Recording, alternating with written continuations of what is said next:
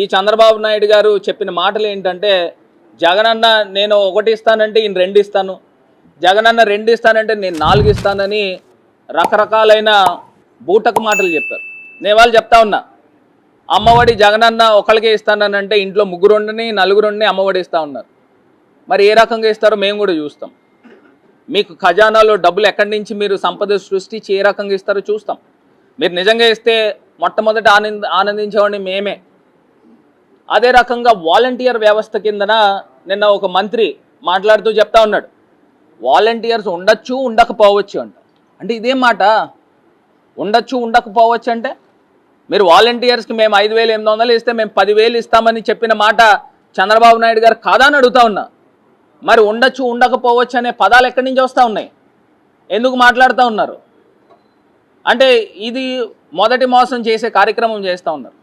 ఇవాళ మేము చెప్తా ఉన్నాము, ఒక నెల రోజులు అటు ఇటు కావచ్చు కాక ఖచ్చితంగా ప్రజల పక్షాన్ని నుంచుంటాం.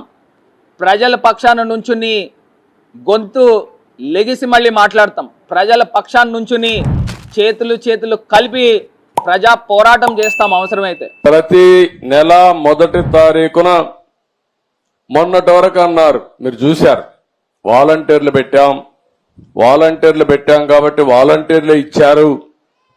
ఎన్నికల్లో వాలంటీర్లు వద్దని చెప్పి ఎన్నికల కమిషన్ ఆదేశాలు ఇస్తే ఈ ముసలి వాళ్ళని పంచాయతీ ఆఫీసుకి తిప్పి 33 మందిని ఆ రోజు ప్రభుత్వం చంపేసే పరిస్థితికి వచ్చింది.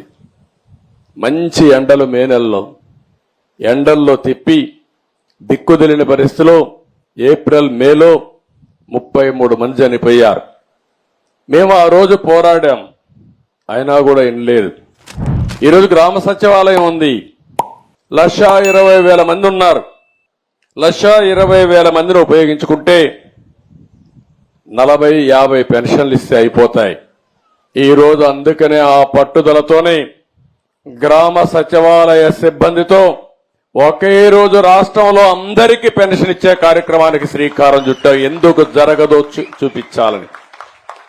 అంటే ఒక మోసం చేసినప్పుడు ఏదైనా సరే ప్రజాహితం కోసం పనిచేయాలి తప్ప చేసింది రైట్ అని నిరూపించడానికి లేకుంటే వేరే ప్రత్యామ్నాయం లేదని చెప్పడానికి ఆ రోజు మీ అందరినీ కూడా చేసే పరిస్థితికి వచ్చారు.